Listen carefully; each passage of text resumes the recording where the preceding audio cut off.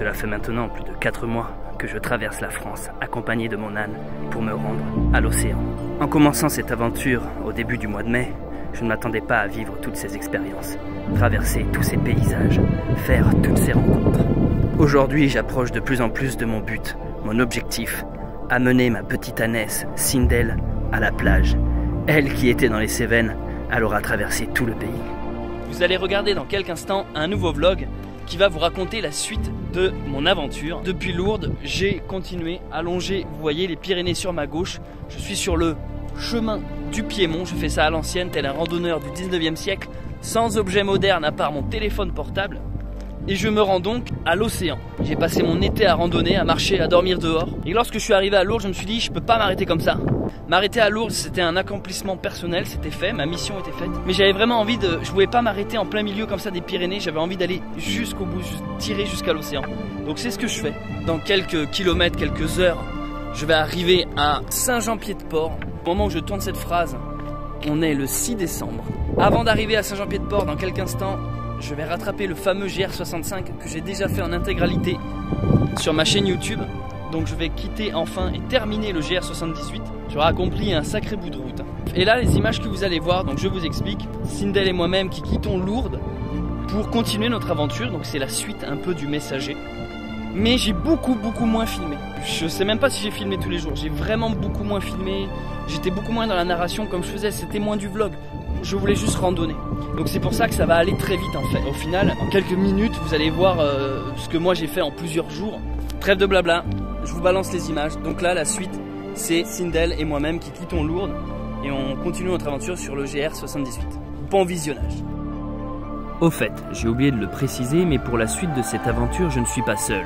À Lourdes, j'ai croisé une pèlerine abonnée à la chaîne qui a décidé de se joindre à mon aventure avec son petit compagnon à 4 pattes. Ne soyez donc pas étonnés de voir de temps en temps un chien, un sac à dos rose ou quelqu'un qui me filme. Je quitte donc Lourdes après avoir tenté une visite du cirque de Gavarnie qui s'est révélé être un fiasco. Le GR78, le chemin du Piémont, ne s'arrête pas à Lourdes. Moi, je me suis greffé dessus à partir de Saint-Bertrand-de-Comminges. Je l'ai suivi, je suis arrivé à Lourdes. Mais en réalité, il continue. Il continue. Lourdes n'est qu'une étape d'une certaine manière. Moi, je me l'étais fixé comme point de destination finale. Mais c'est un lieu de passage pour les gens qui vont à Saint-Jean-Pied-de-Port, mais surtout à Saint-Jacques-de-Compostelle, par cette voie-là. J'ai donc décidé de continuer à longer les Pyrénées en restant sur cette voie. Donc là, il n'y a plus d'histoire d'improviser son chemin, d'inventer son GR. Non, juste, je vais traverser les Pyrénées par le chemin du Piémont. Ce qui fait qu'au total, si on résume l'intégralité de mon parcours, je serai parti du Puy-en-Velay et j'aurai réellement et concrètement traversé toute la France. Mon objectif, pour l'instant, celui qui est dans ma tête, c'est d'aller jusqu'à l'océan Atlantique. J'aime bien cette idée de traverser le pays. Je suis parti vraiment en plein milieu de la terre, au Puy-en-Velay, et j'aurais traversé la France pour aller jusqu'à l'océan. Mon objectif, c'est d'amener mon âne à la plage. Alors c'est parti, on reprend notre route aujourd'hui. On m'avait dit qu'à Lourdes, dans cette période, il y avait les gitans qui arrivaient. Je crois que j'ai trouvé où ils sont. Oh là là!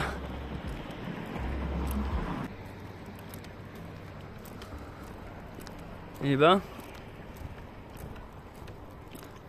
je plains les hérissons. En même temps, ils ont gardé un concept de nomadisme qui est intéressant, hein. De clan, de nomades. Au final, c'est ça, hein, c'est des nomades modernes. Gens du voyage. Et toi, Sindel, est-ce que t'es un Jean du voyage? Après Bunker Sauvage, Babine Voyage.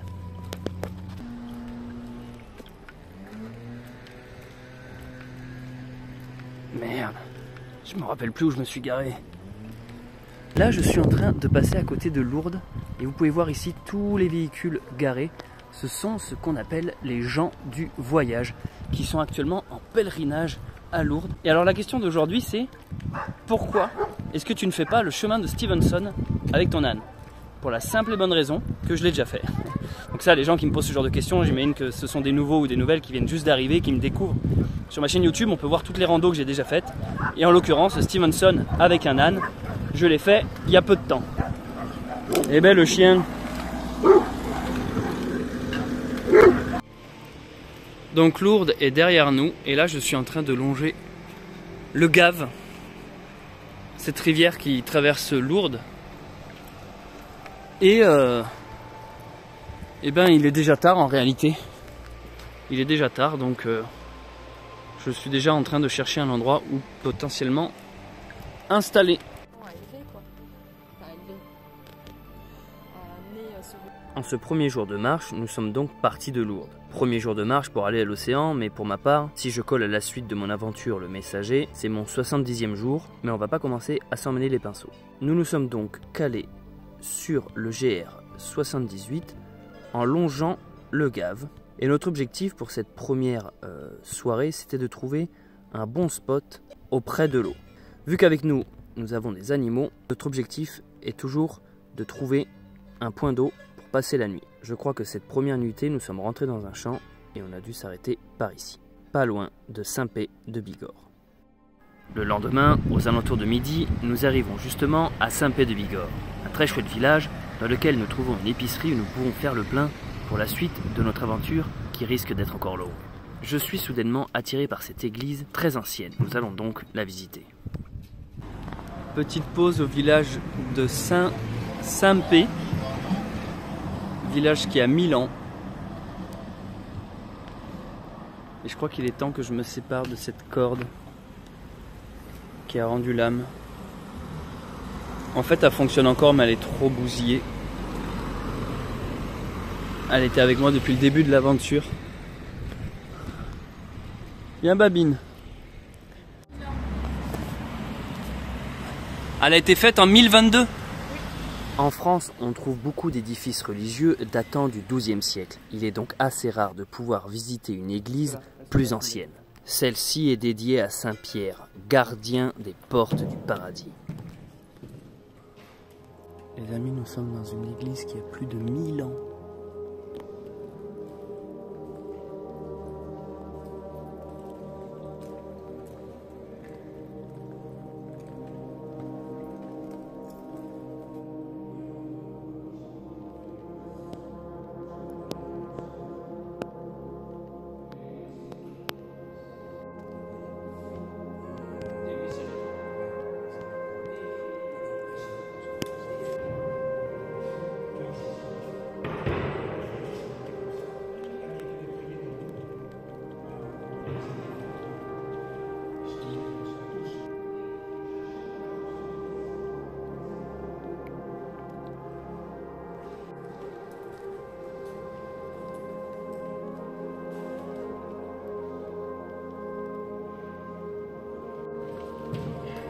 Je suis là, Sindel.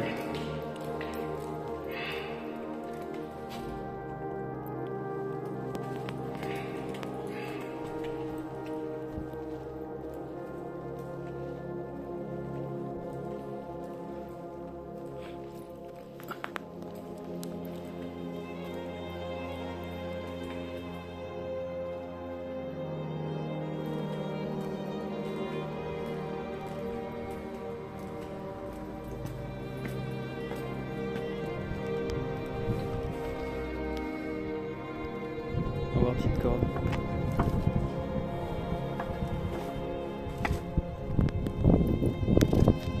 Avant de reprendre ma route, laissez-moi vous raconter une anecdote fort intéressante. Devant cette église, il y avait des arbres. Et lorsque je suis sorti de celle-ci, croyez-moi, un serpent est tombé devant mes jambes, sûrement d'une des branches d'un des arbres. Sur le coup, j'ai trouvé ça très étonnant, et c'est quelque chose d'assez rare finalement. Et après, je me suis demandé s'il n'y avait pas plus à comprendre, s'il n'y avait pas un acte symbolique derrière tout ça. Quelque chose à en tirer. Je ne sais pas si j'ai la réponse, mais pour moi, il n'y a pas de hasard. Ce serpent se décrochant de l'arbre et tombant devant mes pieds, venant du ciel finalement, il y avait quelque chose d'assez marquant dans cette rencontre. Et plutôt que de m'effrayer, cela a au contraire contribué à me créer un souvenir fort appréciable de ce village. Bienvenue pour la vidéo du jour. Je suis dans une balançoire ou sur une balançoire, toujours en train de traverser la France avec mon âne, Sindel. Elle comprend pas qu'est-ce que je suis en train de faire, pourquoi est-ce qu'il s'envole celui-là. Je me rends à l'océan, nous vivons de folles aventures et aujourd'hui je suis dans un petit village qui s'appelle Saint-Pé de Bigorre, village dédié à Saint-Pierre. avec une église qui a 1000 ans. On est en 2022, elle a été construite en 1022, donc elle a 1000 ans. Donc c'est les 1000 ans de ce village. L'église vaut vraiment le coup, je viens d'aller la visiter. Et je réponds à vos questions. La question du jour, c'est est-ce que lorsque je marche avec mon âne, c'est moi qui me cale à son rythme ou c'est elle qui se cale sur mon rythme? Honnêtement, un peu des deux, car les deux nous arrangent. Elle adore marcher et brouter. Lorsqu'elle veut brouter, je lâche sa corde et moi j'avance. Et comme ça, elle peut brouter. Et puis dès l'instant que je suis un peu loin, elle trottine pour me rattraper. Donc c'est elle qui se cale sur mon rythme. Et lorsque moi j'en ai un peu marre parce que ça grimpe, parce que j'ai la flemme, je me cale sur son rythme, je ralentis, je l'attends. Donc honnêtement, cette question est très bonne, mais la réponse est un peu moyen, mitigée. C'est un peu des deux en fonction des humeurs. Des fois c'est elle, des fois c'est moi. Mais de manière générale, on avance quand même légèrement moins vite avec un âne que lorsqu'on est un randonneur tout seul.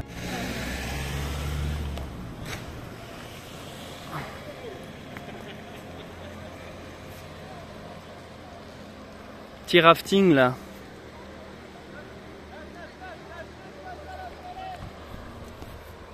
Donc nous quittons les grottes de Bétaram et je m'enclenche sur le GR78 et donc c'est bien les chemins de Saint-Jacques par la voie du Piémont, c'est ce que je suis en train de faire. Allez viens ma puce. Donc aujourd'hui ça a été vraiment à la cool. Là je suis toujours en train de longer le Gave. J'ai fait un plouf dedans tout à l'heure, elle était glaciale. Et dans les grandes lignes, le GR que je suis en train de suivre, et ben, il va y avoir plus ou moins toujours les Pyrénées sur ma gauche. Et par logique, je suis sur une variante de la voie d'Arles qui fait que j'arriverai à Saint-Jean-Pied-de-Port à un moment donné. J'en ai traversé des paysages, j'en ai avalé des kilomètres, j'en ai vu des villages, mais la France ne cesse encore de m'étonner.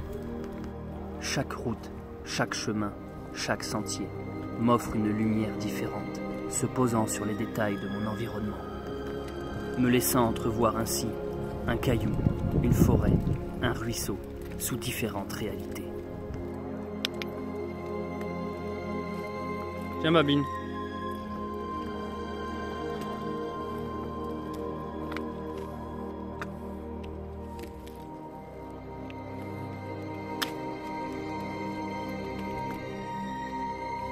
Si seulement vous pouviez voir le monde comme il m'est donné, alors vous en seriez émerveillés. En cette fin de journée, on a trouvé une plage près d'une rivière pour y passer la nuit. On a donc monté notre bivouac et tendu le tarp car il y avait des risques de pluie. Un point d'eau, c'est quand même chouette. Déjà pour les animaux, mais aussi pour nous, pour se rafraîchir, faire de la lessive. C'est toujours quelque chose qu'on recherche en priorité pour monter un camp. En cette deuxième journée de marche, nous n'avons pas chômé. On a beaucoup avancé, toujours en restant sur le GR78. Après avoir traversé Saint-Pé-de-Bigorre, nous avons continué de longer le Gave et sommes passés par un lieu qui s'appelle Bétaram, où il y a des grottes. Nous n'avons pas eu le temps malheureusement de les visiter, car avec l'âne c'est toujours un peu compliqué de pouvoir s'accorder ce genre de visite touristique. Et nous nous sommes arrêtés juste avant le petit village de Hasson, par ici, près de ce cours d'eau nommé Louzoum. Comme chaque matin avant de partir, il faut ranger le camp. C'est une des étapes les plus longues et personnellement une que j'aime pas trop. Comme vous pouvez le voir sur ces images, bon d'accord, il y a des bières, mais surtout il y a un réchaud amené par la pèlerine qui s'est joint à mon aventure. Rappelez-vous, moi à la base, je n'ai pas de réchaud, je fais ça sans objet moderne, mais là je dois avouer que ça fait du bien de pouvoir boire un bon café de bon matin.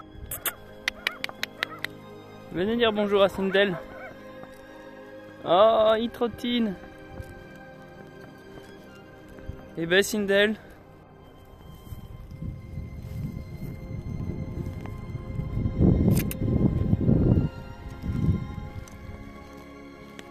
Depuis le temps que je marche, c'est la première fois que je constate réellement un changement d'ambiance.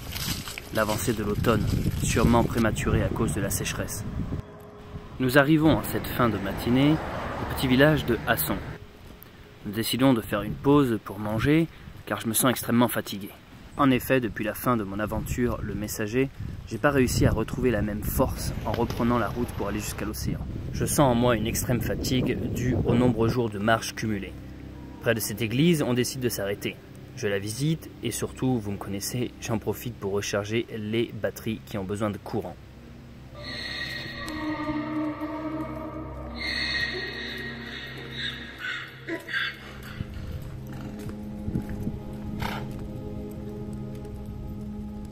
Des fois, il est difficile de comprendre comment et pourquoi, près d'un lieu, on s'y sent bien. C'est ce qui m'est arrivé ici. J'aurais pu y rester très longtemps. D'ailleurs, moi qui fais jamais de sieste, je me suis tout simplement endormi. Mais bon, bref, il était temps qu'on reprenne la route, bien qu'en réalité, j'aurais dû écouter mon corps et continuer à me reposer.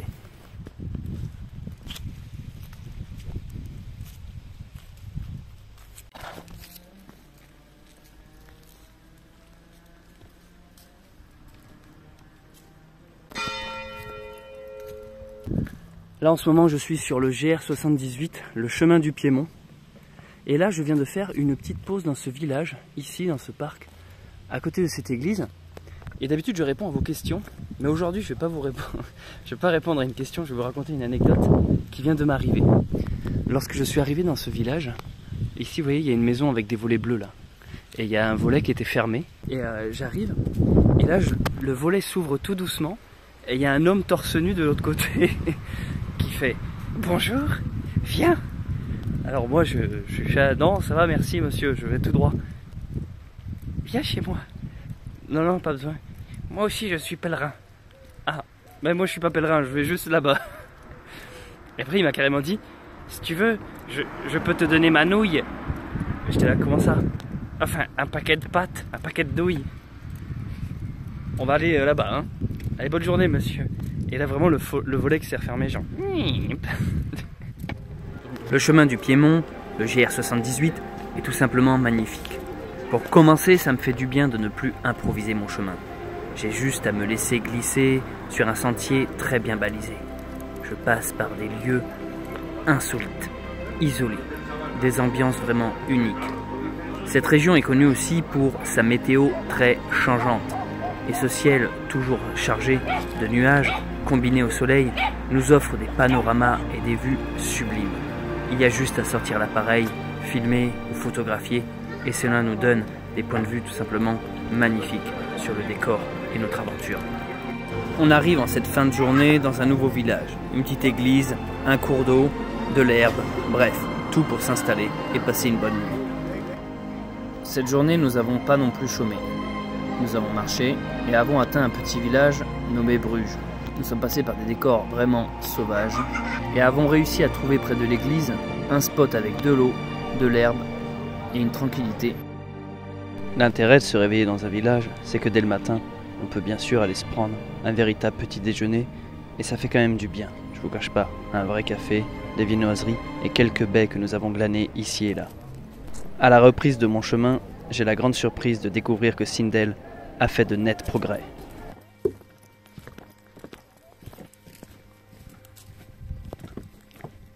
Putain, génial. C'est juste plus un problème en fait.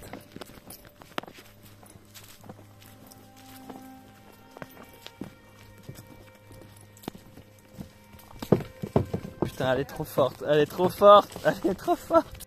Elle qui refusait catégoriquement de monter sur des ponts de bois, voici que maintenant qu'elle les traverse sans se poser la moindre question.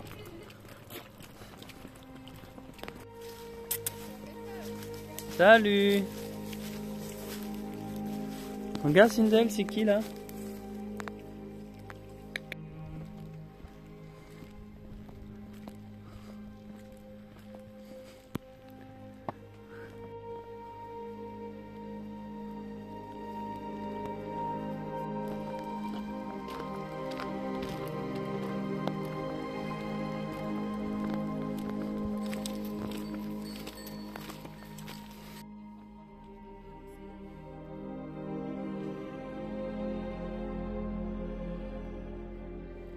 Eh bien, regardez un peu ce paysage très automnal, les amis. C'est dingue comme la sécheresse a fait venir de manière précoce l'automne.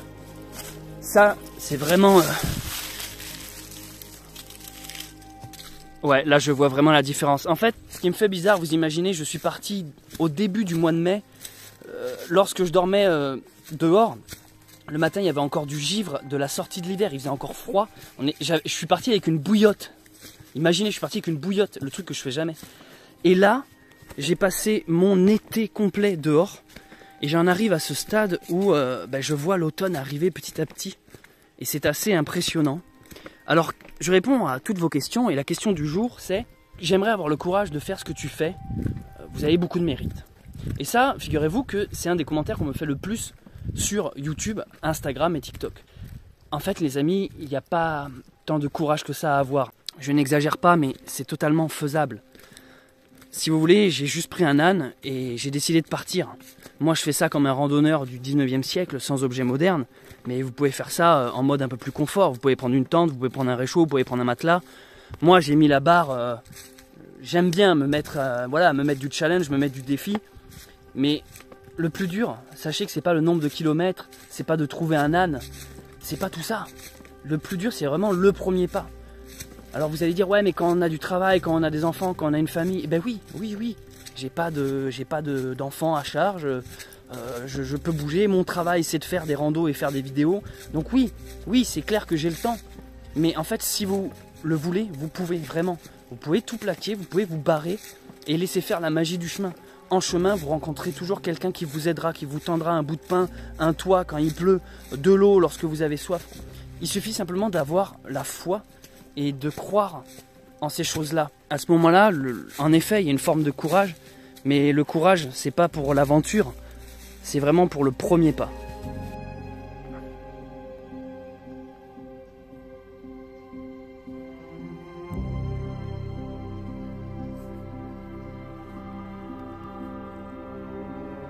Depuis Bruges, l'endroit où nous avons passé la nuit, nous avons continué de suivre le GR 78 en passant par un premier village nommé le Mifagé. C'était une étape relativement longue avec beaucoup de dénivelé et énormément de distance.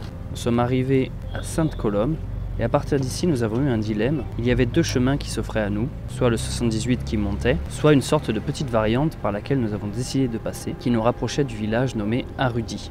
Nous avons dormi dans un champ, vu sur la ville en contrebas, avec un magnifique coucher de soleil.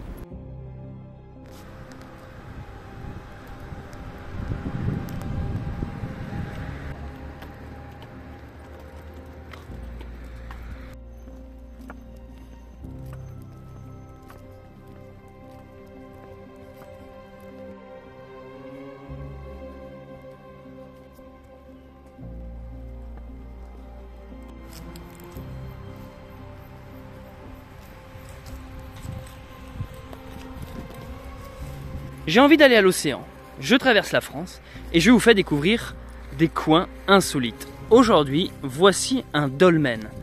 Un dolmen, c'est une ancienne sépulture, oh là là, c'est un mot compliqué, sépulture, une ancienne tombe si vous voulez, où ici à l'époque on venait mettre des morts, des gens, c'est un cercueil.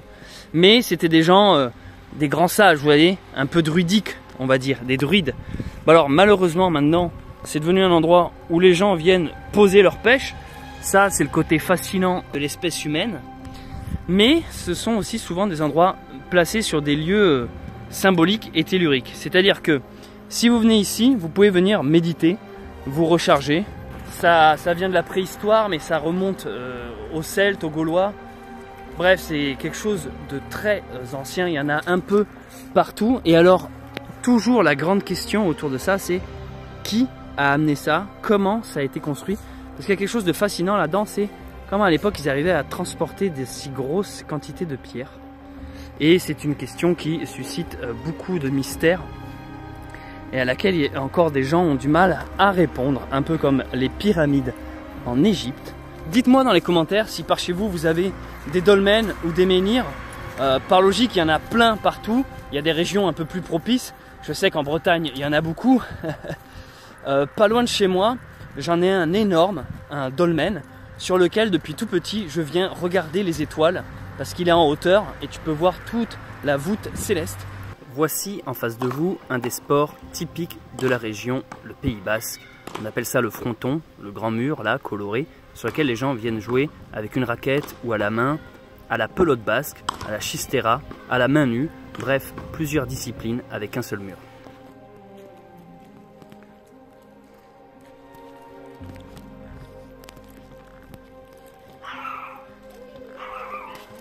De Arudi, la ville où nous avons passé notre nuit, on a réussi à rattraper le GR 78 sur lequel nous nous sommes donc de nouveau greffés pour passer dans un premier temps à Buzy, dans un second temps à Buziette Et on voulait terminer cette journée dans une ville très connue en France pour son eau gazeuse, Augeux-les-Bains. Ici, nous avons trouvé un petit terre de pique-nique où nous nous sommes installés pour la nuit. La petite anecdote ici, c'est que en montant le camp, j'ai voulu débroussailler quelques ronces et je me suis coupé un bout du doigt avec mon couteau. Rien de grave, bien sûr, tout ça, ça n'a pas été filmé, mais c'est la raison pour laquelle, dans les plans qui vont suivre, j'ai un pansement sur la main. La journée suivante se résume très rapidement. Non seulement j'ai pas beaucoup filmé, mais c'est surtout parce qu'il y a eu un gros problème. Après avoir marché en pleine canicule toute la journée, je suis rentré dans de l'eau froide. Ayant assez peu mangé, ayant surtout accumulé de la fatigue, comme dit précédemment, et étant stressé par ma coupure à la main, voici ce qui s'est passé.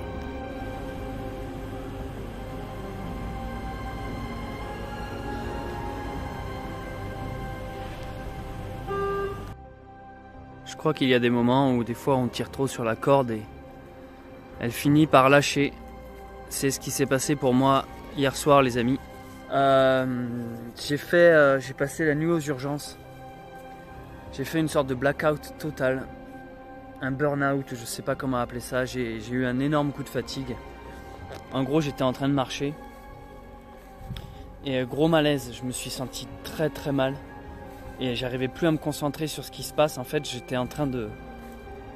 Tout en marchant sur mon chemin de rando, c'est comme si je perdais la raison et j'arrivais plus à suivre les événements, j'arrivais plus à suivre une conversation. Je m'endormais petit à petit. Et il a fallu appeler les secours. Et du coup, là, je suis sorti de l'hosto. Donc là, je suis hébergé chez un abonné qui habite pas loin. J'ai passé ma nuit à l'hôpital parce que, en fait, je sais pas, il y a une accumulation de choses, la chaleur, le froid, la fatigue, la retombée émotionnelle. Il s'est passé, en fait, j'ai trop tiré sur les cordes, j'ai trop demandé à mon corps, j'ai été trop loin là. Je marche beaucoup tous les jours en plein soleil. Je mange pas toujours bien, je dors pas toujours bien. C'est quand même à la dure, hein, c'est... Quand tu vas te laver et que l'eau est glacée, ça te fait du bien, mais tu vois, ton corps subit des trucs thermiques. T'es pas toujours, tu manges pas toujours comme il faut. Bref, du coup, il y a eu un gros craquage hier, sorti de nulle part. En gros, j'étais en train de marcher et d'un coup, j'ai senti que ça allait pas. Et tout le bordel, on m'a amené aux urgences, on m'a fait un cardiogramme, on m'a même fait un scanner du cérébral pour savoir ce qui se passait. Bref, ça allait vraiment pas, je suis passé, j'étais vraiment pas bien. Là, j'ai pu me reposer un peu. Je pense qu'aujourd'hui, je vais encore me reposer chez l'abonné. Mais là, je reviens de très loin, quoi. Je reviens de très loin, c'était vraiment une nuit en enfer. J'ai même eu dans ce genre de trucs chelous qui m'arrivaient. J'avais à la fois l'impression de rentrer dans une sorte de transe, dans une sorte de truc délirant, et à la fois que ça soit juste des symptômes purement physiques, quoi, juste fatigue, coup de stress ou je sais pas, coup de chaud. Mais en même temps, il y avait quelque chose, je vous jure, j'avais l'impression d'avoir des visions, je délirais, je peux pas vous dire autre chose. Ouais, c'est ça, je délirais, j'entendais des sons qui n'existaient pas, je voyais des formes qui n'étaient pas là. Ça a été chaud, hein, ça a été chaud.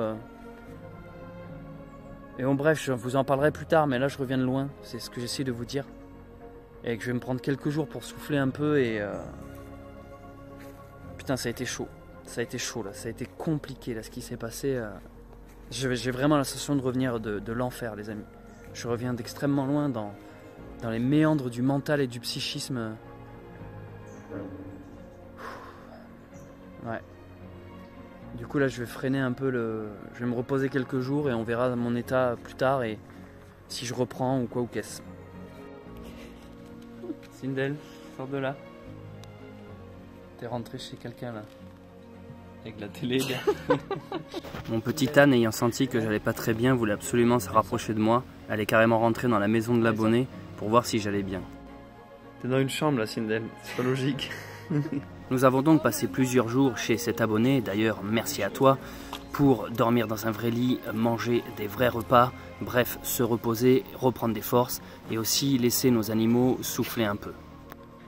Pour le coup, c'était une réelle retraite à la fois spirituelle et aussi tout simplement physique, dans des décors vraiment reposants. Sindel a même rencontré un ami un peu trop proche. Ouf, putain. Chut. Oh putain, elle donne des vieux coups, Sindel. Bon allez, il faut que je calme. Allez, stop. Qui voulait la féconder, mais elle ne s'est pas laissée faire. Babine. Après avoir repris du poil de la bête, c'est le cas de le dire, on a pu enfin continuer notre aventure. Nous arrivons pour cette nouvelle nuit à Oloron-Sainte-Marie, où nous trouvons un parc sur les hauteurs de la ville pour s'installer, monter le bivouac et passer la nuit. Au réveil, nous découvrons un magnifique point de vue sur les Pyrénées. Sans le savoir, nous nous sommes installés dans un jardin public à côté d'une statue de la Vierge qui a veillé sur nous toute la nuit. Mais c'est pas pour autant que nous avons passé une bonne nuit. Au contraire, c'était même une des pires. Beaucoup de bruit autour de nous, beaucoup de jeunes et également beaucoup de moustiques.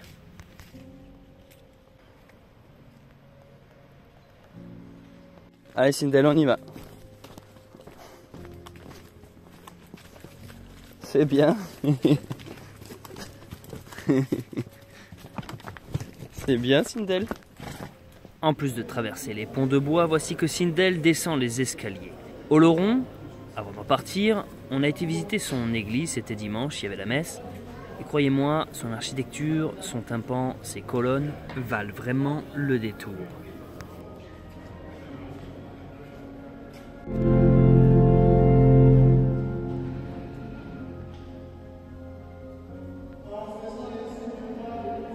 En cette période de l'année, certains arbres sont encore en fleurs et les odeurs sont riches et nombreuses.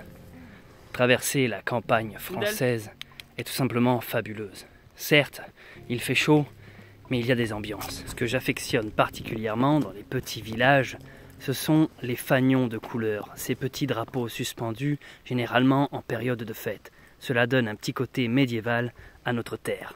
Aujourd'hui, je me suis arrêté parce qu'ici, il y a un point d'eau parfait pour aller faire un plouf. Et en gros, j'ai absolument pas beaucoup avancé. Une question par jour, et la question d'aujourd'hui, c'est comment est-ce que je fais pour me repérer? Alors, lorsque je faisais mon aventure jusqu'à Lourdes, j'improvisais mon chemin.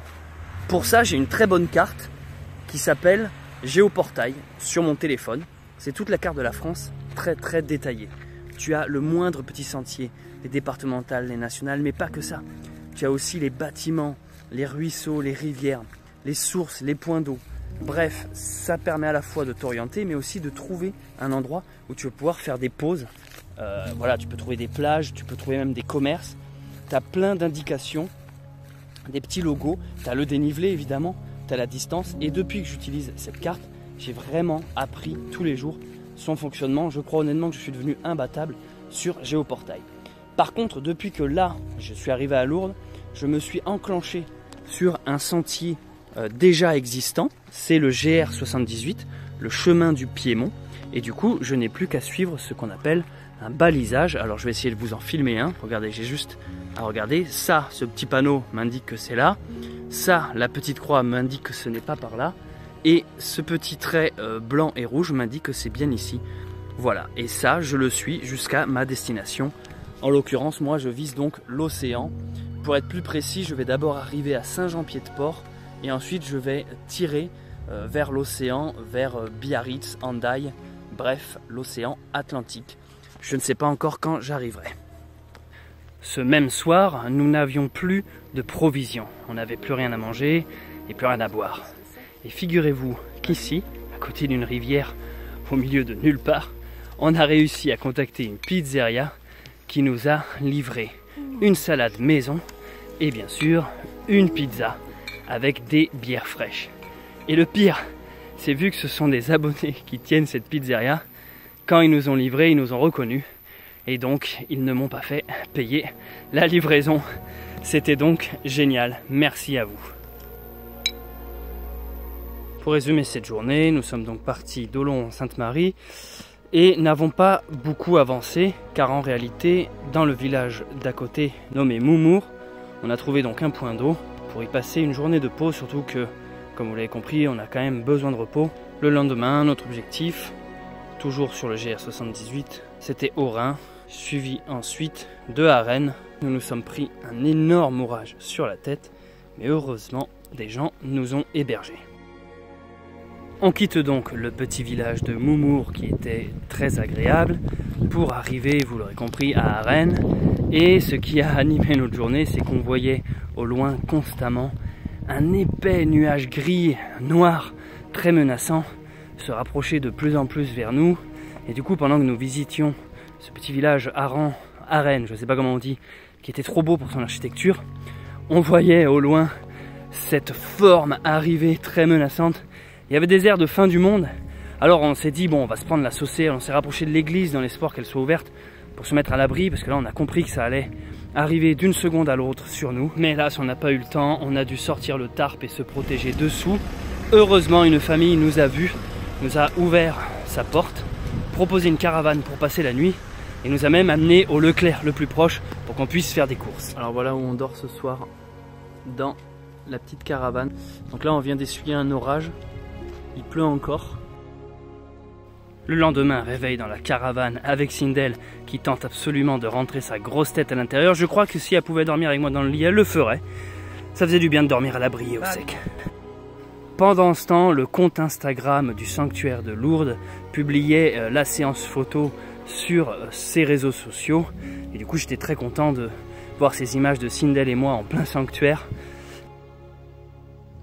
On quitte Arène et il fait beau, on est content de retrouver une bonne météo, quoique soit il fait trop chaud, soit il pleut un peu trop, on n'est jamais content. Et on s'arrête direct à une rivière tellement il fait chaud. Et moi j'adore regarder les poissons, là c'est de la truite, ça c'est mon petit instinct de pêcheur qui s'exprime. Truite de rivière, ce qu'on appelle de la faro.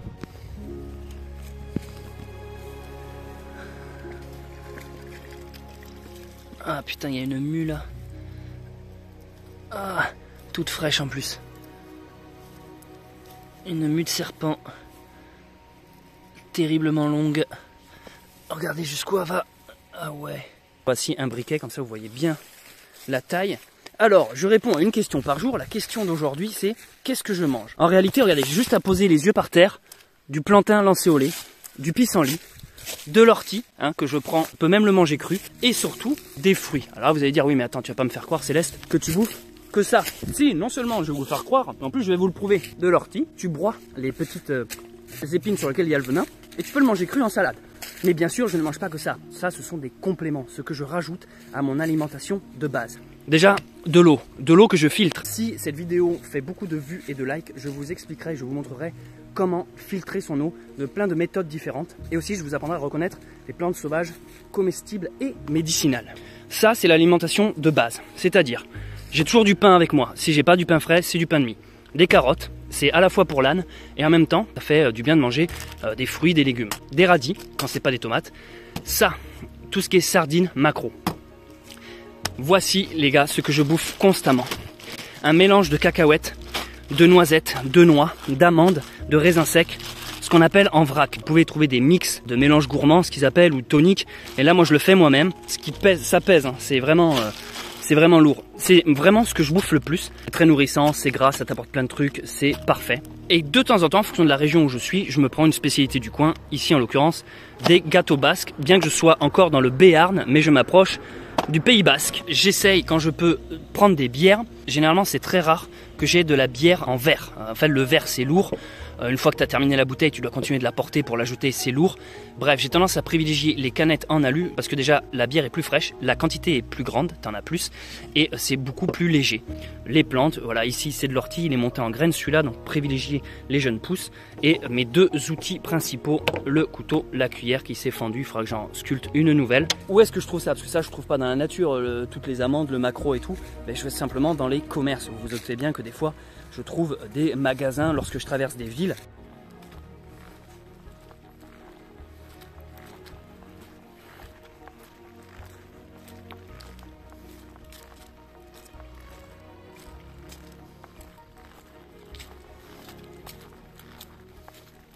Il m'arrive souvent de croiser des cabanes dans les arbres, mais celle-là est drôlement impressionnante et en plus je crois que le mec qui y habite, il est pas là, donc on va aller visiter tout ça. C'est la première fois que je grimpe dans une cabane si haute, il y a des genres de pièges, il y a plein d'installations avec des poulies, des systèmes.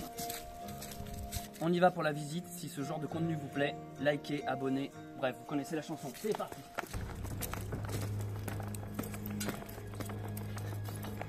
On est au premier niveau. Moi, généralement, j'ai le vertige. C'est pour ça que je me suis inscrit à des cours d'escalade pour affronter ma peur. Bref, qu'est-ce qu'on ne fait pas pour faire le buzz? Je vais peut-être demander au caméraman d'attendre que je monte pour pas être deux sur l'échelle. Alors là, on est facilement à 30 mètres. On est au deuxième palier. Allez, la dernière échelle.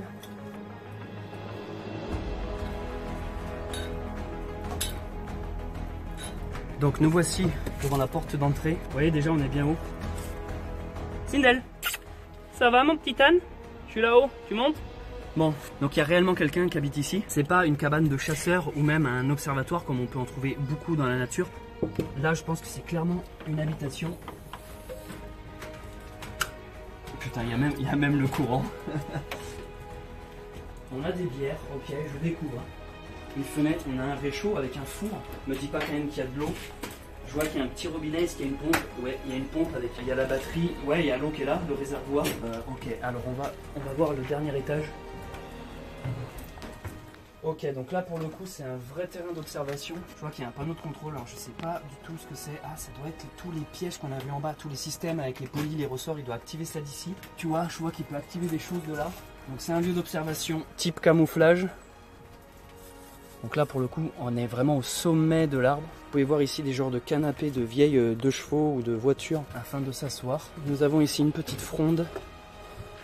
Ok, vraiment génial, et on a un petit coin extérieur, une terrasse sur laquelle je ne vais pas m'aventurer. Voilà les amis, ça c'est pour le coup un lieu réellement insolite. Faites-moi péter la barre des likes rien que pour ça. Et je vous dis à très vite pour de nouvelles vidéos.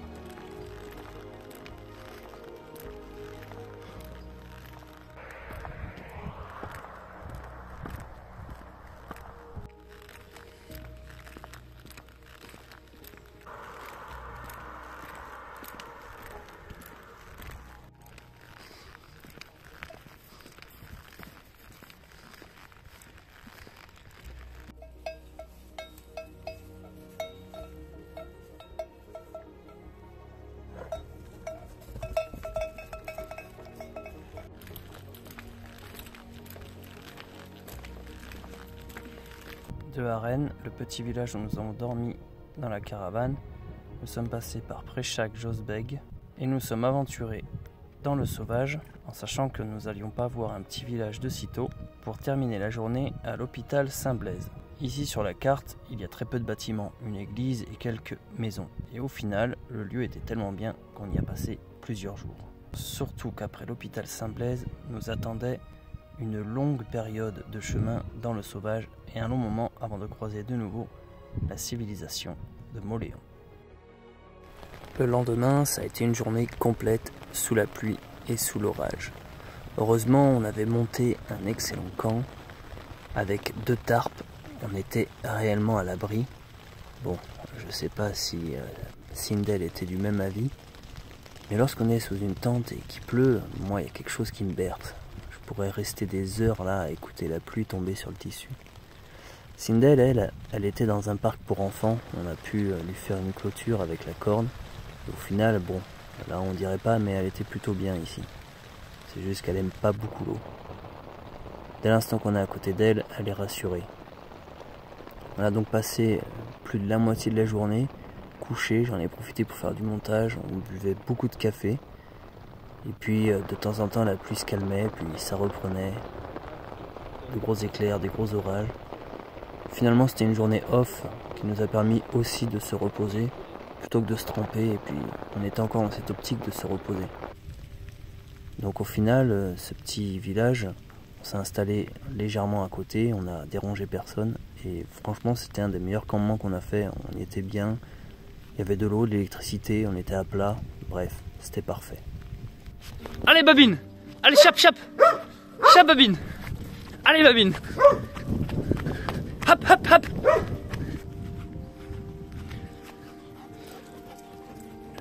Allez Babine. Allez Sindel. Hop, hop. Allez Babine. C'est bien ma puce. C'est fini. Oh putain. Oh putain. Le coup de patte il est passé près. Oh putain. Oh. Le lendemain matin, on décide enfin de quitter l'hôpital Saint-Blaise et nos animaux jouaient ensemble. Et ce qui me faisait rire, c'est que je les excitais. Allez, chape, chape, chape, Sindel, chape, chape, Sindel. Le soleil étant enfin revenu, nous quittons le moulin où nous avons passé ce jour de repos. Le village était vraiment génial et son église magnifique. C'est reparti pour l'aventure, on s'avance donc dans le sauvage. Sindel, qui n'aime pas du tout les chiens, qui les charge dès l'instant qu'elle en voit un, s'est étonnamment bien adapté à ce petit toutou qui nous suit depuis quelques temps maintenant. Ils sont, on va dire, devenus potes, mais après, il ne faut pas non plus que le chien lui traîne trop dans les pattes. Il y a comme une sorte de zone à respecter.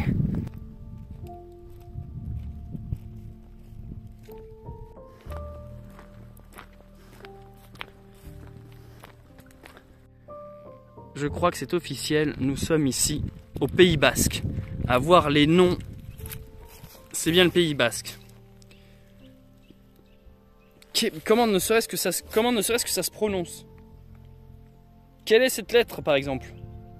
Un X qui a mangé un N, un H et un double X. L'autre jour j'ai sorti une vidéo, je vous ai dit si vous êtes sage et si la vidéo fait beaucoup de vues, je vous apprends à purifier vos trolls lorsqu'on est en mode survivaliste. La vidéo a pété les scores, donc vous l'avez bien mérité. Il y a plusieurs moyens de filtrer et purifier son eau. C'est pas le même mot, la filtration et la purification. On va voir ça ensemble. Tout dépend de l'environnement, tout dépend de ce que vous avez sur vous, des objets et de votre besoin. Déjà, il faut réussir à trouver un point d'eau. Pour ça, j'utilise une carte qui s'appelle Géoportail. J'en parle régulièrement dans mes vidéos, mais Géoportail, c'est vraiment l'application gratos en France, très détaillée, qui vous permet de vous orienter. Le petit point bleu, c'est moi. Et vous voyez, ça, c'est une source. Vous trouvez également les fontaines et vous trouvez aussi bien les petits cours d'eau que les plus gros. Donc pour cette première méthode de filtration, je vais vous parler de la filtration avec de la javel. Ouais, vous avez très bien entendu. Alors première étape, bien sûr, c'est de récupérer de l'eau. Idéalement, pour être précis, il faut respecter des quantités. Donc si vous avez besoin de litres, essayez de vous trouver une vieille bouteille en plastique. Et ça, on sait que c'est 1,5 litre, ça sera plus pratique pour purifier. Donc pour filtrer de l'eau, il faut retirer tout ce qui est un peu petits débris, sable et autres particules fines, la rendre claire et limpide. Donc ça, vous pouvez utiliser un bout de tissu et vous versez l'eau sale qui va donc filtrer, et donc l'eau que vous allez récupérer, il y aura un peu moins de caca à l'intérieur. Mais ça ne veut pas dire qu'elle est potable, vous l'avez simplement rendue un peu plus propre. D'ailleurs, méfiez-vous, c'est pas parce qu'une eau est transparente et semble claire qu'elle est bonne pour la santé. Donc une fois que vous avez à peu près 1 litre d'eau, il vous faut de la javel. Alors avec moi, j'ai toujours un petit peu de javel liquide et il faut mettre 2 à 3 gouttes pour 1 litre. 2 à 3 gouttes. La javel va tout virer, toutes les bactéries, tout ce qui est toxique et ce qui pourrait vous filer la chiasse. Vous laissez agir une trentaine de minutes et lorsque vous ouvrez, il faut que ça sente un peu le chlore. Si ça ne sent pas le chlore, c'est que vous devez rajouter encore et encore de la javel. Ça peut vous sembler bizarre de boire de la javel, mais sachez que les pastilles micro-pures qui se vendent en commerce sont ni plus ni moins que du chlore et de la javel en forme solide. Je vous conseille de filtrer des petites quantités. Faites 1 litre par 1 litre et non pas 20 litres d'un coup. Parce que déjà, vous aurez plus de mal au niveau des dosages. Et aussi, une fois que l'eau est traitée, il ne faut pas la laisser trop longtemps car de nouvelles bactéries pourraient se développer et donc, finalement, elle serait de nouveau impropre à la consommation. Cette méthode implique donc qu'il vous faut de la javel. Rassurez-vous, dans les prochaines vidéos, nous verrons comment faire lorsqu'on n'a pas de javel. Il y a encore plein de méthodes pour filtrer son eau. Commentez, likez, partagez. Abonne-toi à Mazdak. Ciao. Gentil petit âne. En fin d'après-midi, on arrive sur les hauteurs et nous voyons en contrebas la ville de Mauléon, notre prochaine destination. Je suis sûr que la ville c'est ça là-bas, tu vois. Mais c'est encore un peu loin, on décide donc de s'arrêter dans un pré pour passer la nuit et monter le camp. J'en profite pour vous montrer une seconde méthode de purification de l'eau, celle par ébullition. Vous ramassez de l'eau, vous la filtrez pour la rendre le plus claire possible et vous la faites bouillir. L'idéal, c'est de la laisser bouillir 1 minute et vous rajoutez 1 minute tous les 1000 mètres de dénivelé. C'est-à-dire que plus vous êtes en hauteur, plus il faudra du temps d'ébullition pour purifier l'eau.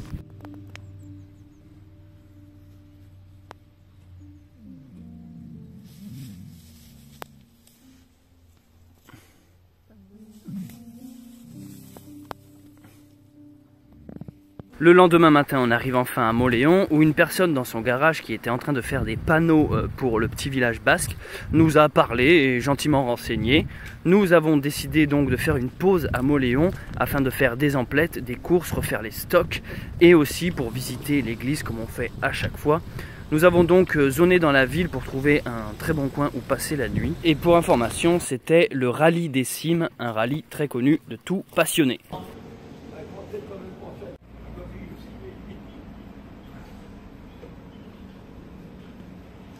Donc là, je suis dans un petit village qui s'appelle Mauléon. Je suis avec ma babine. On est au Pays Basque. Et alors, écoutez bien, je viens de rentrer dans l'église de Mauléon. Et c'est la première église que je vois depuis bien 2 ans, 3 ans. La première, où il y a de l'eau bénite quand on rentre à l'intérieur. Vous vous souvenez de ça, de l'eau bénite? C'est là où tu mets tes doigts comme ça.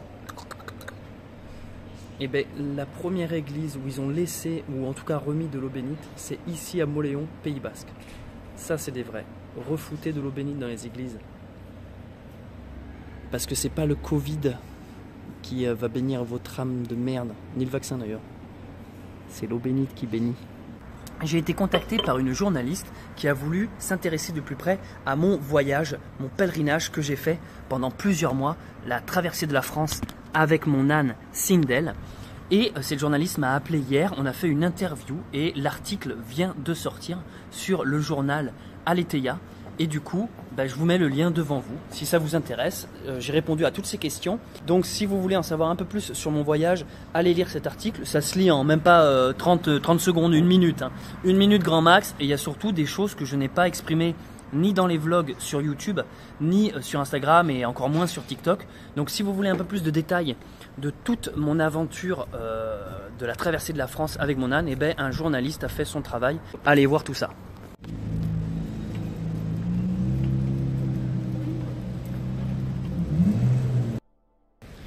Je quitte Mauléon. J'ai dormi dans ce parc public à côté d'une cascade. Chouette petit village. Ouais, franchement, les gens d'ici très sympas. J'ai été prendre un café ce matin. Hier soir, j'ai été manger dans un petit resto. Enfin, un burger quoi. Et en ce moment, c'est la semaine du rallye ou je sais pas quoi. Bon, bref, il y a un truc de rallye ici. Le rallye des cimes. Donc, beaucoup de bagnoles à la Mad Max qui sont passées hier. Et là, départ. Et il me semble, si je dis pas de bêtises, il faudra que je regarde la carte. Toujours sur le GR78, que la prochaine. Là, je vais passer quelques jours vraiment dans le sauvage. Et la prochaine grosse ville, il me semble que c'est Saint-Jean-Pied-de-Port.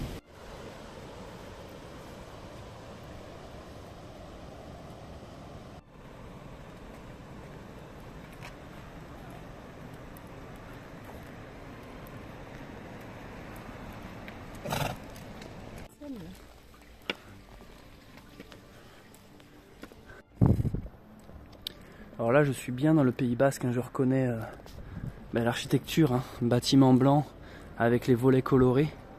Là, on y est pour de bon. J'approche petit à petit de Saint-Jean-Pied-de-Port. Alors, j'y serai pas aujourd'hui ni demain, mais bientôt. Et alors, la petite particularité ici, dans cette région, c'est que tous les panneaux sont en double langue, à la fois en français et à la fois en basque. Exactement comme en Corse. Et ce qui est marrant, c'est que tout à l'heure, j'ai été dans un petit café, prendre un café.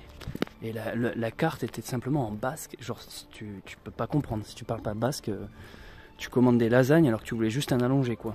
Et je commence à me dire que ça fait beaucoup de route quand même. Je vais pas vous mentir, au fond de moi, il me tarde un peu de terminer là. Je crois que j'ai ma dose, ça fait plus de 4 mois que je marche. Là, je vois que c'est la rentrée, les classes, les écoles sont pleines. L'automne arrive à grands pas. Ouais, je pense que quand je serai à l'océan, je serai content d'arrêter. Ah oui, ce que j'aime ici aussi, en région basque, c'est la typographie, la police. C'est celle-là, là. Un peu obèse, des lettres obèses, mais pointues, mine de rien, sur sur les pieds. Ouais, j'ai toujours aimé, je sais pas si je vous l'ai déjà dit, mais j'ai une passion police et typographie. Quand j'étais aux Beaux-Arts de Toulouse, j'ai vachement étudié la lettrine.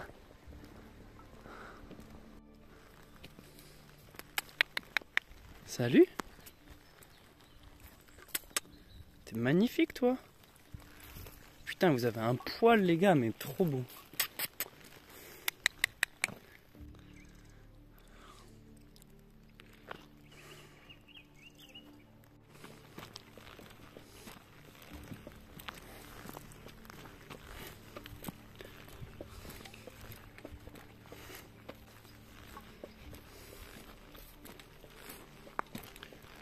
Je traverse toujours la France accompagné de mon âne Sindel. Nous nous rendons à l'océan. Babine! Et on fait ça façon randonneur du 19e siècle. C'est-à-dire que chez nous, tout est historique. Vraiment, il n'y a pas de triche. Petite pause. Ah, on s'est embrassé sur la bouche, Babine. La question du jour, est-ce que je regrette mon aventure? Non. À demain pour une nouvelle vidéo.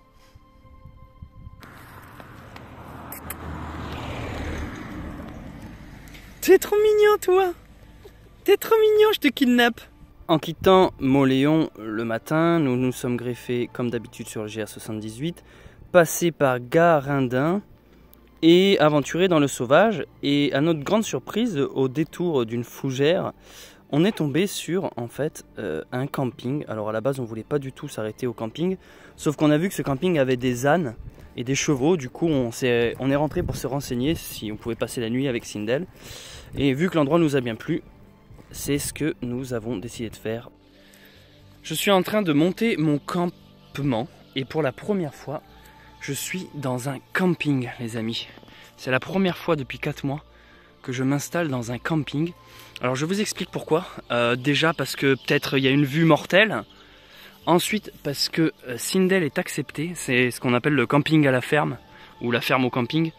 Donc Babine est acceptée et il y a un énorme terrain où je peux la mettre. Et surtout je vais vous montrer ça. Ça s'appelle une bière basque. Donc on est bien ou pas? T'arrives dans un endroit, on te dit bah tenez une bière de bienvenue. Donc tu es plutôt à l'aise. Et ensuite, ben, regardez simplement. Regardez-moi ça. Tu rentres dans ta tente. Tu as à peu près cette vue-là. Quoi de mieux là? Vous m'expliquez quoi de mieux? Non mais sérieusement quoi. À vous là c'est pas mal. Qui dit camping dit électricité, dit douche. Dit aussi machine à laver. Donc bref, à la base j'étais pas du tout censé dormir dans un camping, mais quand j'ai vu les prix et tout et l'endroit, je me suis dit allez, pause oblige, avec pommes à volonté pour Babine et son indigestion. Non mais la vue, les montagnes, c'est magnifique.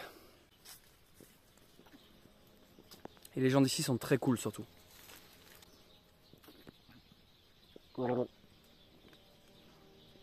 Ça me rappelle que faudrait que je me lave les dents. Quand on y réfléchit, ce qu'on paye lorsqu'on est dans un camping, c'est la sécurité du sommeil. Je m'explique. Vu que tu plantes ta tente et montes ton bivouac, en réalité, il n'y a pas plus de confort que lorsque tu fais ça dans le sauvage, dans la nature. La seule différence ici, bon d'accord, en plus des douches et de l'électricité, mais bon ça fait longtemps que j'ai réussi à m'en dispenser. Le seul confort réel, c'est la sécurité de savoir que tu as le droit de dormir là, tu n'es pas dans une propriété privée où tu ne vas pas déranger. Donc en fait, tu achètes finalement un confort psychologique. Si ça c'est pas un cadre idyllique, c'est un cadre idyllique ou c'est pas un cadre idyllique, Sindel?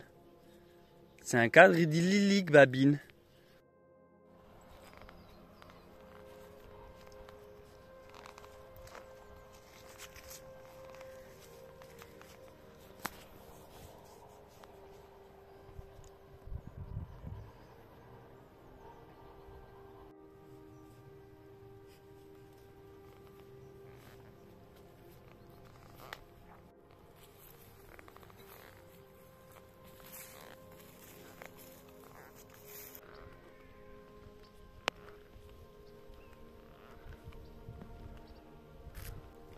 on quitte ce petit camping. Vue sur montagne très bien.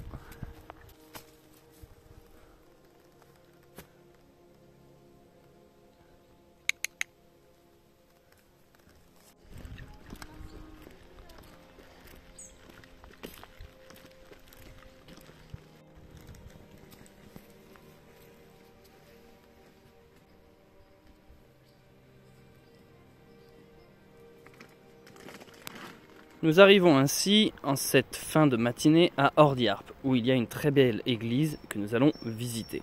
Par la suite, nous avons pour la première fois sur ce chemin une variante du GR78. Soit on contourne la montagne par le sud, soit par le nord. Alors nous on a choisi le nord car elle était légèrement plus rapide de quelques kilomètres. Mais ça nous a fait quand même longer pendant longtemps le sauvage. Et du coup nous étions obligés de passer la nuit à mi-parcours. Et à ce moment-là, quand nous sommes arrivés ici, on s'est rendu compte qu'on n'était plus très loin d'une chapelle nommée la chapelle Saint-Antoine. Et généralement elles sont sur des pics, les points de vue sont assez beaux. Du coup ça a été notre objectif de la soirée. Et croyez-moi, on ne l'a pas du tout regretté. Mais comme je le disais d'abord, visite de l'église ancienne à Ordiarp.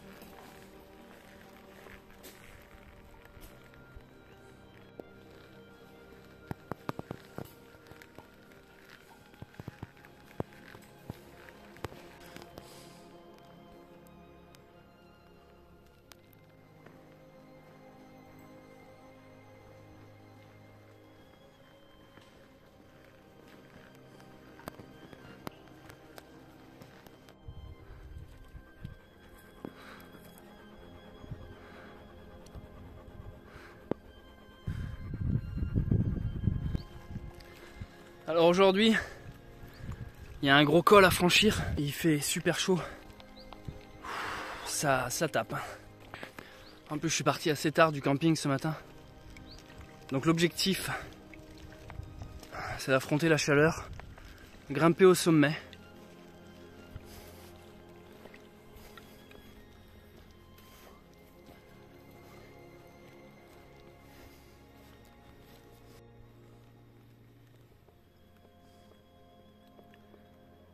Ça grimpe, mais alors qu'est-ce que c'est beau, c'est même magnifique.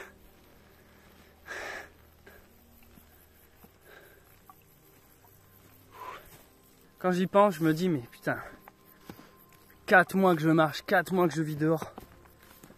Vous imaginez?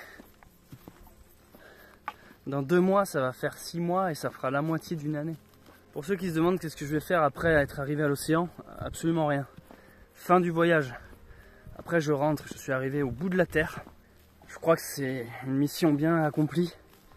J'ai réellement traversé la France. Non, après je rentre, c'est tout. Je veux revoir les montagnes, Gandalf. Les montagnes. Je crois que toutes les bonnes choses ont une fin.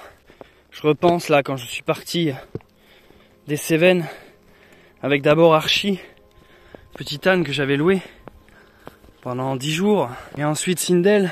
Regardez ma Sindel qui me suit. Est-ce que vous vous rendez compte qu'à la base, je partais pour 2 semaines. À la base, mon plan, c'était le suivant. Je loue un âne pour faire Stevenson. Je fais une vidéo par jour. Et je rentre chez moi. Et je me suis retrouvé à acheter un âne et traverser la France. Quand je suis parti, c'était début mai, je sais plus, je crois que c'était le 10 mai, j'ai plus les dates exactes, mais il y a eu tout le mois de mai, juin, juillet, août. Et en fait, ça fait plus de 4 mois. En vrai putain, c'est plus de 4 mois, quoi. Waouh. Vous savez, j'ai toujours passé mes étés dehors, moi. J'ai besoin d'être dehors, hein. L'été, c'est la saison pour moi, quoi. Je peux pas être en intérieur, je peux pas être dans un bureau, je peux pas être ce genre de truc. J'ai besoin d'être vraiment dehors. Dès que j'ai eu l'âge de travailler, j'ai passé toujours mes étés en extérieur. Je me suis toujours arrangé pour trouver des boulots où j'étais en extérieur. Un des premiers boulots que j'ai eu, j'avais 16 ans, allez on va dire 17 ans. J'avais bossé J'avais pas mon diplôme de maître nageur, mais je pouvais assister un maître nageur, faire les premiers secours, tout ça. Donc c'était surveillant de baignade, mais accompagné d'un maître nageur, ce qui est plutôt un boulot cool, quoi. Toi tu es là, tu es à la piscine tout l'été. Après j'ai bossé en colonie pendant longtemps, je faisais des films, donc tu es dehors, tu fais des activités sportives, toujours en extérieur. Après j'ai été barman, pareil dans un club sportif, donc après j'ai été moniteur aussi, canyoning, escalade, de plongée, enfin tu vois toujours des trucs en extérieur, quoi, où tu fais ton été dehors. Et là cet été, j'avais pas prévu ça, mais je me rends compte que je l'ai passé intégralement dehors aussi.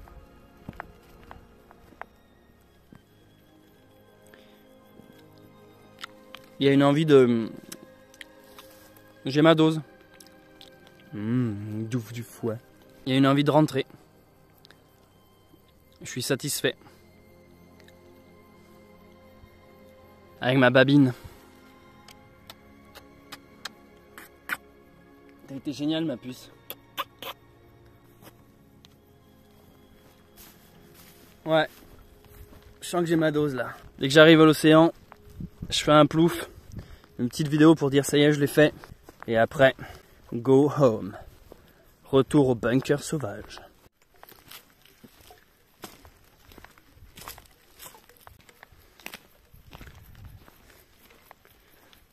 Nous allons filmer la réaction de la rencontre entre une babine et des potiocs.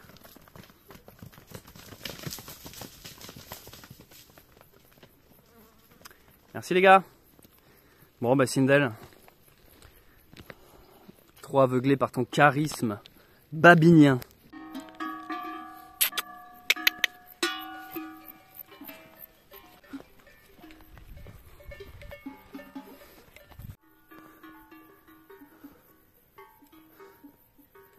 Réflexe pré-babinien, babine. Réflexe pré-babinien, babine. Voici arrivé au col. Au col des Yeux à 1h35 de la prochaine ville.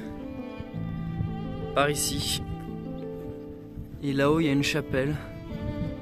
Hésitation à y aller, passer la nuit, à voir. Faut que je trouve un point d'eau pour babine. Finalement, on n'a pas hésité longtemps. On a vu le potentiel de l'endroit avec le coucher de soleil. On a trouvé un point d'eau, on a rempli le seau et on y est monté, même si ça nous rajoutait une demi-heure de marche.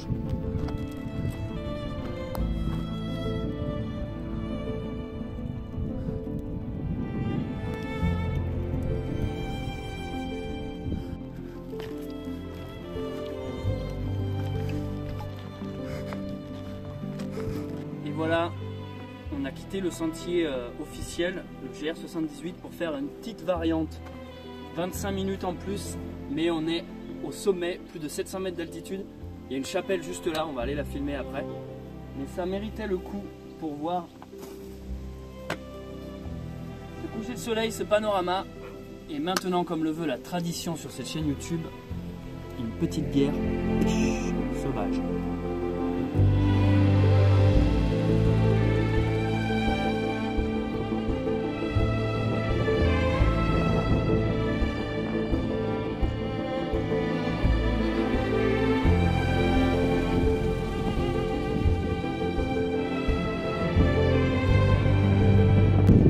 Pas dire que mon âne, je ne l'ai pas amené au bout du monde. Et je crois que ça méritait le détour. Et Sindel m'a suivi pour assister avec moi à ce petit coucher de soleil, vue sur les Pyrénées et surtout ouverture de bière obligatoire.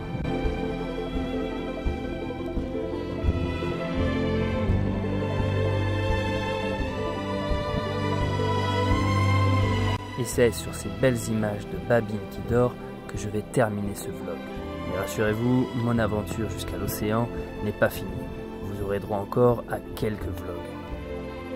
Ah ben non, finalement elle dort pas. Toujours énergique, Sindel. Si vous me découvrez avec cette vidéo, n'hésitez pas à vous abonner en activant la cloche. Et si vous me connaissez déjà, laissez un commentaire, je les lis tous, et n'oubliez pas le petit like.